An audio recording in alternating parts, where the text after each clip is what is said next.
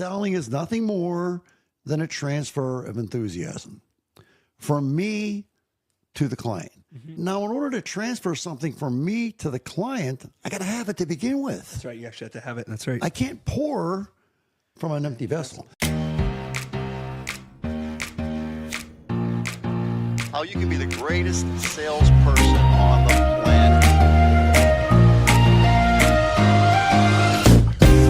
Welcome to the Rethink Sales Show. My name is Derek Kelly. I'm joined by Jim Shorkey.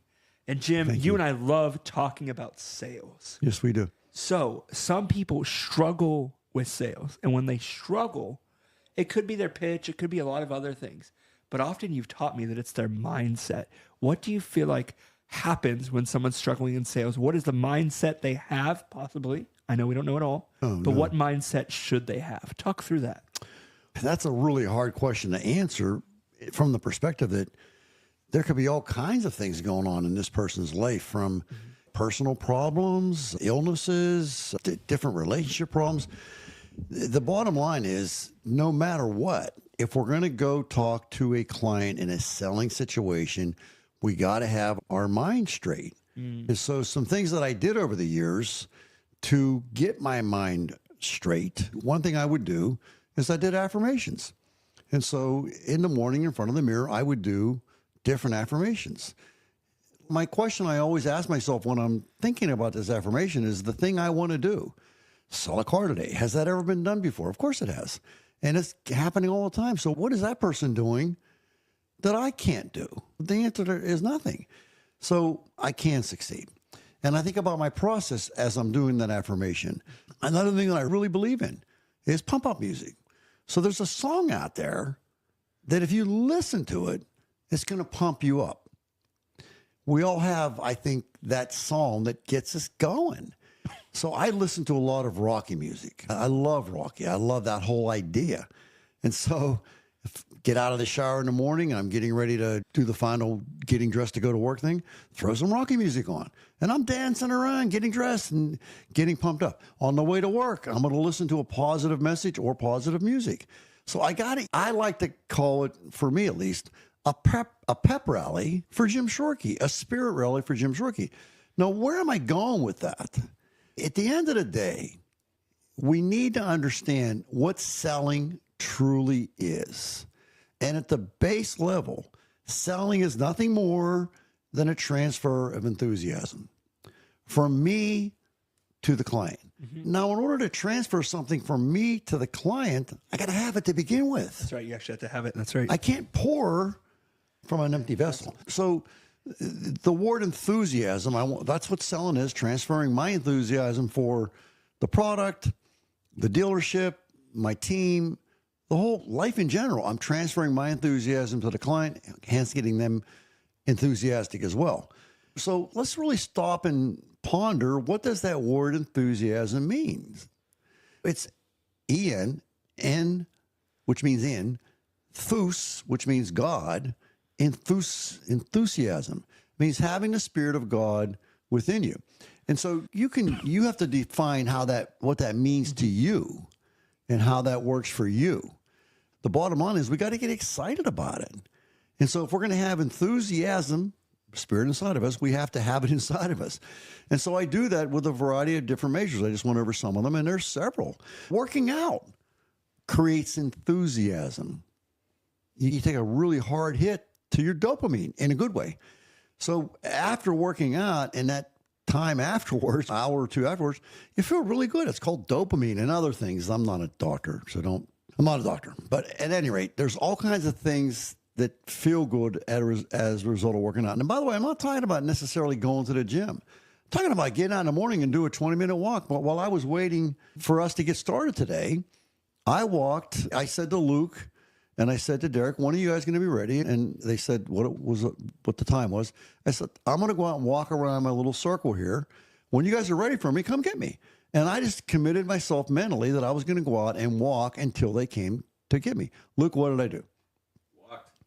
I walked 1.5 miles. I call that making my downtime prime time, because I know that by walking that 1.5 miles, I threw some hills in there and I got a little bit of a sweat on. No, I wasn't dripping. I'm out in nature. I'm hearing the birds. I'm out there, and I'm much better able to talk with enthusiasm for having done that. We had a little bit of a break just now. I went back downstairs. I walked one lap around the little circle. And we're talking a tenth of a mile all total. This is not a marathon, but it was just a little bit of body movement that I did to keep myself going. I made myself specifically some oolong tea, which is a very good, healthy drink. It does have some caffeine in it. Not a lot, but it's steeping right now. It's so freaking hot I can't even carry it. But as this interview goes on that we're having here today, I will start sipping at that. Yep. It's good for me. It makes me feel good. This is good. First of all, it makes me feel good because I know it's good for me and I like the taste of it, and it gives me it's nutrition. The green tea is nutrition, the hydrating per se. So these are the little things that I do to give myself that sense of enthusiasm. Yeah. When you're going to work, why not put something like even music on the way to work that gets you jacked up? Let's have a pep rally. Why do they do it in the locker room before the big game? Why do they have pep rallies? When we were in high school, they had a pep rally and everybody, team spirit. What does that mean? What does it mean to say, we say that kind of casually, team spirit? Spirit is a religious connotation, not spirit. Look it up. But that's the essence of enthusiasm, is having that spirit inside of you, and we give it to the client. Yeah. And it sounds like and correct me if I'm wrong, it sounds like you're talking a lot about building that confidence mentally. Okay, I know I'm going into this situation. Maybe I'm a little nervous. And even if you sold a lot before, you might be still a little nervous, right? Yeah. And you're going into the situation. You have to work through some things. You have to be ready mentally to listen. Yeah. Right? You have to be ready to engage. Listen to what you just said, though. You got to be ready mentally. When do I start getting ready mentally for the sale that I'm going to try to consummate today? When do I start getting ready mentally? The night before. Exactly. So I'm going to get to bed at the prescribed time. I want to go for 7 to 8 hours. Yep. That's my deal. Yep. You do what you want. That's my deal. 7 to 8 hours. I'm going to read something inspirational before I go to bed so that I'm going to bed with very positive thoughts. Does that make sense? I sleep at a very low temperature in my room, 64 degrees, believe it or not. And I have an air purifier that blows air over my face all night long. So it's purified air. I have a strategic basis for everything I do. This is a long answer to a very short question, but it's a process. So it's strategic. Before I went to bed last night, what do you think I did before I got in bed? Before you got in bed, you probably finished walking, whatever steps Was you all need to done. get in. What else did I do? I think you know read what it is. something. No, before that. You played Scrabble with Amy. I played Scrabble with Amy. He knows me. We play Scrabble. That's our time together. We communicate, we talk, and we compete. But it's just a nice thing to do. I'm using my brain. Yeah, it keeps your mind active. You're not just, let me turn on the TV. Yeah, no, we don't do that. No criticism of TV, none at all. No judgment. We play Scrabble. Mm-hmm. It's more interactive. Engaging, yeah. I think. So, yeah, but you know me well. So we played our Scrabble, and then I went back and cuddled with Coda, my little guy, my dog, and I do my reading. I'm reading a very good book by John Gordon, which I really like. And I wanted to be asleep at a certain time. I did really, really well last night. Not every night's good with sleep. You have to work at it. And some nights it just doesn't go because you didn't set it up the right way. We were talking about caffeine earlier. You need to shut that caffeine down around lunchtime. Now, I'm violating that right now, potentially, but the oolong is very low in caffeine. But still, I typically don't do that. No, it's 11:23, so I'm pretty much going to be okay. That's piping hot, so I can't even touch it yet. But you get my point. My sell, my preparation for selling starts the night before. And you answer that question so well because you're basically saying, hey, if someone is struggling at sales, it may be, if it's that mental piece, which there could be other things, if it's that mental performance piece, that they actually don't have a clear plan. Or they might have pieces of a plan, but they haven't sat down. We teach in Rethink You 2.0 the purpose of sitting down and thinking it through the whole way through. They may have pieces of it. Oh, I get a cold shower, whatever their piece is, right? Yeah. I do this, I do that. But they haven't sat down and thought about what does my morning look like and what does my evening before it look like so I'm ready to perform. Do you know that sleep deprivation is a form of torture? They actually, and this is terrible, so please don't misinterpret this, but when when they want to torture somebody, interrogate somebody, they intentionally keep them awake. They don't let them sleep. And over a period of time of not getting enough sleep, they become mentally unhinged, basically. It's terrible. It's a terrible thing. That said, in our society today, all too often, we think of sleep, like you'll hear people say, I'll well, I'm going to sleep sleep when I die. Yeah. Well, you're going to die sooner. And do your research. Sleep is a really important idea. And I'm not a doctor. I'm a worn out old car salesman. And by the way, when I was selling cars, I ignored that piece of advice. We felt Yeah, that if you we were telling me you were like, Oh, it was a terrible. king to almost get as little sleep. I can't imagine how much better I would have done had I paid attention to my sleep. We felt that if we got 5 hours of sleep in a night, that was like almost like a badge of honor. It's not. Yeah. You really need to shoot for 7 to 8. And in preparation for the day, you know, if I'm right, if when you don't get enough sleep, you're altered mentally, and you can do your own research, I would recommend you do that. It's a short Google, maybe a 15-minute article. You can read it, and it is true. What you're going to read is going to be true. And then you can go further. Like there's a great book by Dr. Matt Walker, Walker, called Why We Sleep. Yeah. It's fascinating. It's a big read. It's this thick. I've read the book. Yeah, I've read some of his stuff. I've read his articles. I've Yeah, read books yeah, like yeah. you, but yeah, it's good. he's you can get some videos as well. He was on Joe Rogan. If you're a Joe Rogan fan, you can look that up and listen to what he says about sleep. But if you think about it, if it really is as important as Dr. Matt Walker says it is, and you don't get the right amount of sleep, you're going to be mentally altered.